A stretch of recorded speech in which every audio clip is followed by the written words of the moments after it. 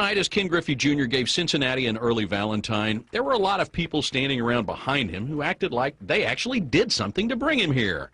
And lost in the throng of wannabes was the key man behind this deal, Griffey's agent, Cincinnatian Brian Goldberg.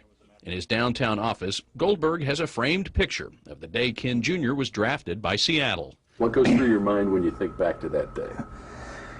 Probably the thing that because this was the first big thing I had done baseball-wise, I was so glad that Senior was there. Goldberg is no Jerry Maguire. He is soft-spoken, humble, and gives the Griffeys credit for everything he has accomplished, even the day after pulling off the deal of the century. It feels good that people pat you on the back and you know, are glad about that, especially because I live in this town. But the main thing is it made him happy. That's the key to this thing, is it made him happy. If you really like the Ken Griffey Jr. story, wait till you hear the Brian Goldberg story. It's even better.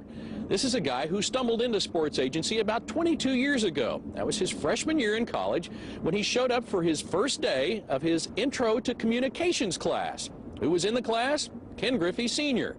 They met and quickly became friends. They remained friends, and after law school, Griffey hired Goldberg as an agent and steered some other young players his way. I think the key was I never asked him for anything. I never used to ask him for tickets or autographs or things like that.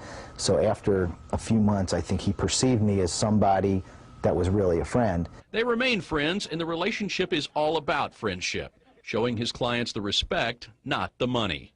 Goldberg openly acknowledges he owes his career to the Griffeys, and it may not end with Junior's Reds contract. Goldberg says he's already got his eye on a talented young prospect named Trey Griffey.